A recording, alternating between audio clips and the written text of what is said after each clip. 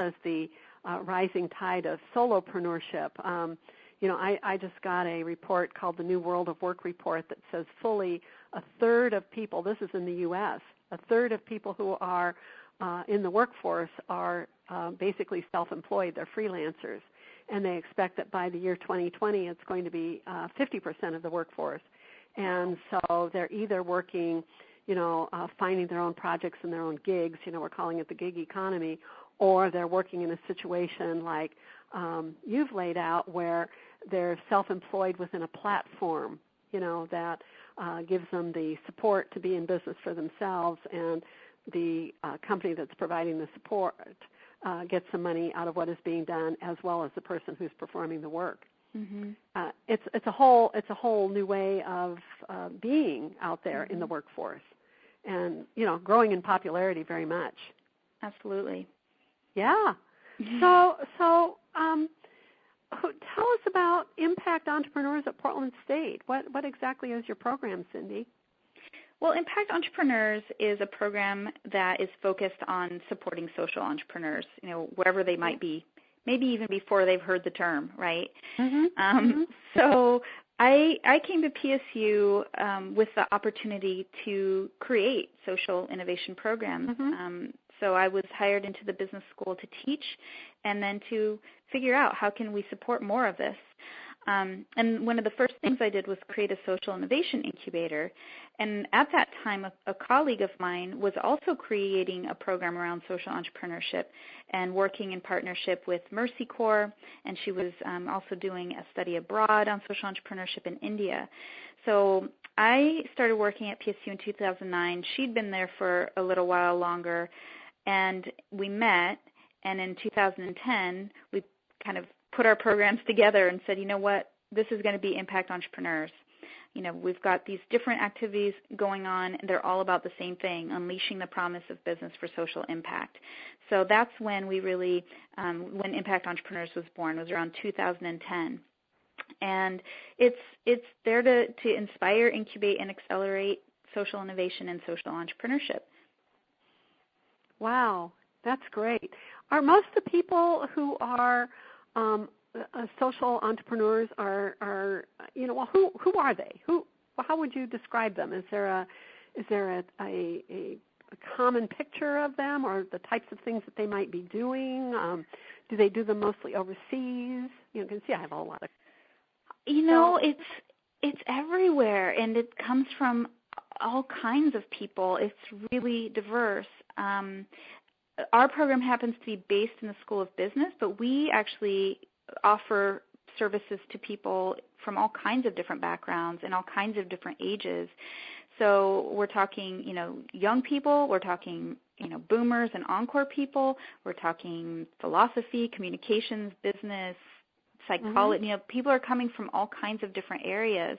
And I think it's because the drive to solve these problems, the drive to leave the world a better place, Go ahead. It's a human. It's just in all of us, right? So yeah, it's not. It doesn't belong to any particular silo. So it's very diverse. People are operating within, usually it's something that drives them personally, and that could be in their backyard, or that could be something internationally. And of course, people in international locations, it's their backyard, and they're creating things. So it's really a global movement. So the common trait isn't, like an age group or a background in, a certain type of study. It's more that same aha, these people have said the same aha moment that you say you did when you realized that entrepreneurship was such a powerful force, and that it could be used to have positive social impact in the world. They've had that awakening moment, and so now they're interested in figuring out how to put an enterprise together to make that happen. I mean, that's the driver. Is that right? I think in a lot of cases that is how it happens. And, maybe they've had entrepreneurial experience before. That's great. That really helps. And then there are people who haven't, and they want to. They want to do something. So I think it's more the people who start to get more and more involved and who become social entrepreneurs. It's certain types of ways of being as well, you know, so they might have that passion.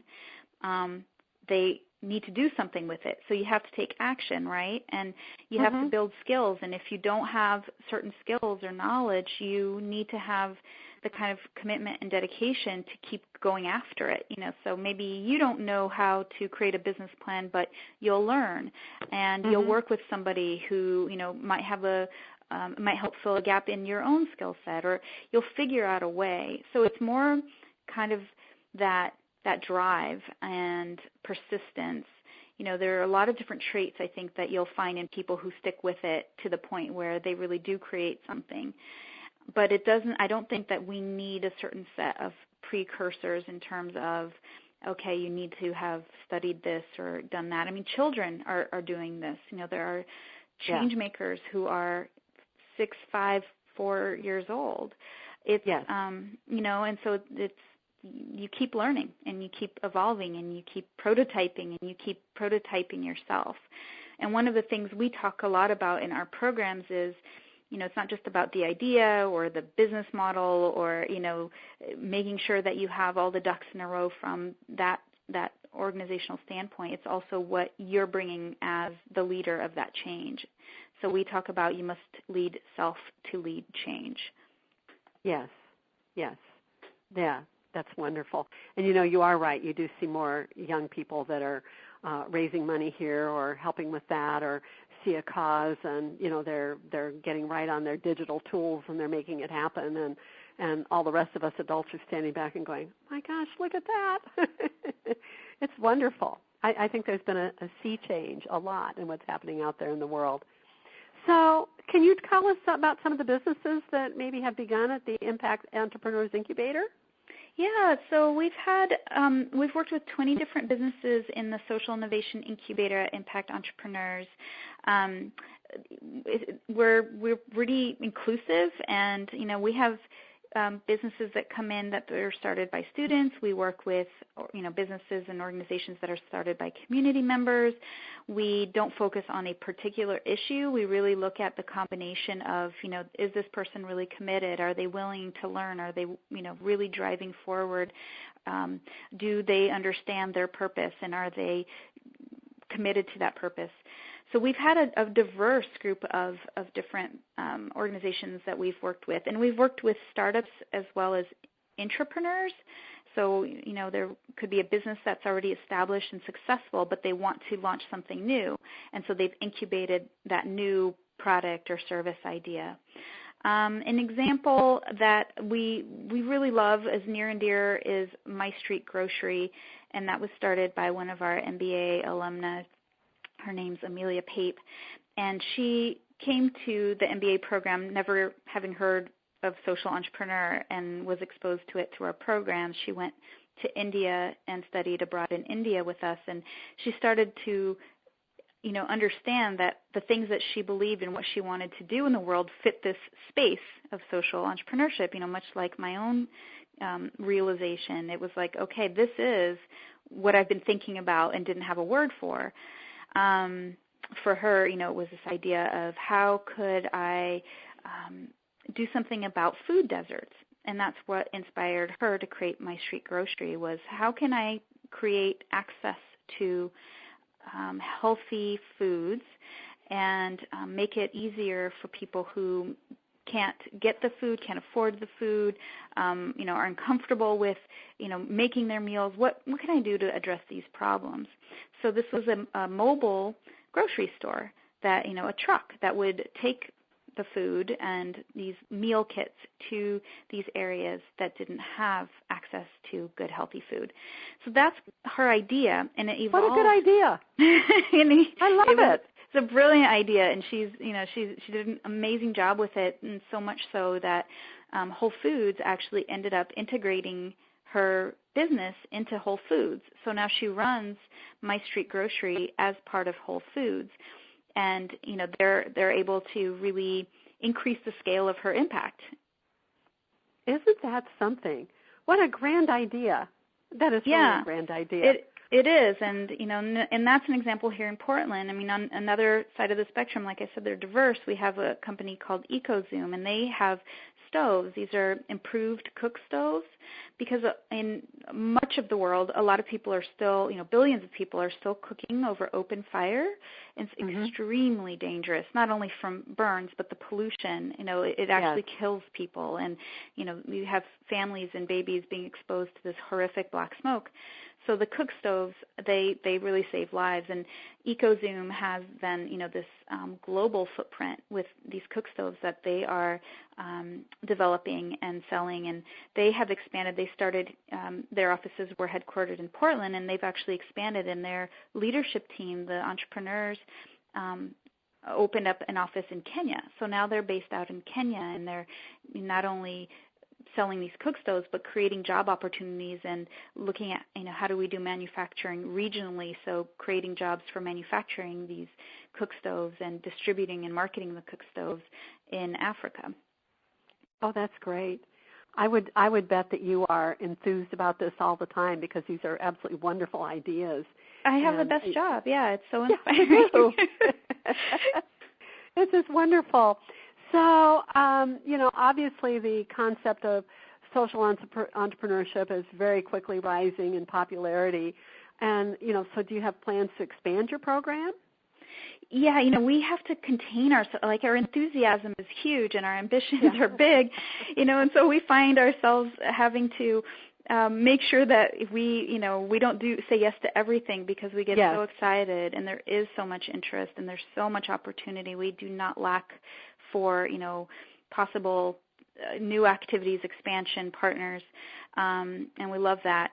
One of the ways that we decided to invest in scaling and growing was that we created a certificate program, and this came about really kind of organically. We were doing the incubator. We had this training program that we had worked with Mercy Corps on for several years, where we're training their employees all over the world on social innovation and business and leadership. And in all of these activities, we often heard from people, well, I loved my experience with you. I'd like more. Or I know somebody who would want this, but they're not here. They're not in your backyard. They're not in Portland. Do you guys have anything that you could offer that's online? And so we said, well, let's do that. And we'd planned this online certificate program to teach people the hard skills, the leadership skills, of social entrepreneurship, to connect them with networks. So we start brewing up this concept, and we were really fortunate that at that time Portland State offered a grant opportunity for people who had ideas about how to create programs that could be more accessible, such as through online technology and online learning.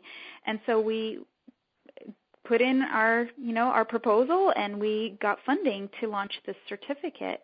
And so this is 4 courses that teach people all the steps. How do you pick your idea? How do you design the right solution? How do you create the business model? Where does the financing come from? What legal issues do you need to consider? How do you measure impact? How do you tell your story? We have a course on storytelling and pitching.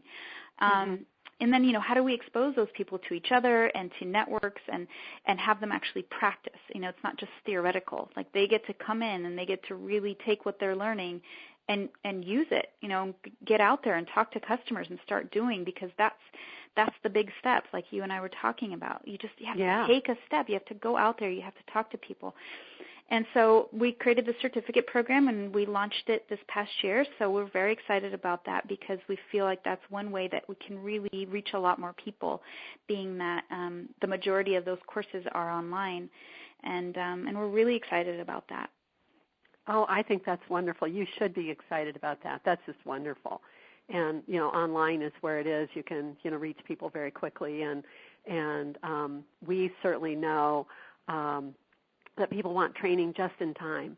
I want it now, and I'm going to use it tomorrow. So here, help me, And certificate programs are wonderful for that, of really helping people get exactly what they need at the moment that they need it. Right. And, that's definitely our approach. We want it to be tailored, to meet people where they are, and we provide basically, we're teaching, but we're mentoring in these courses. Oh, that's fabulous. So let's change the topic a little bit. Can you talk about encore.org and the Purpose Prize and, what that is and how that's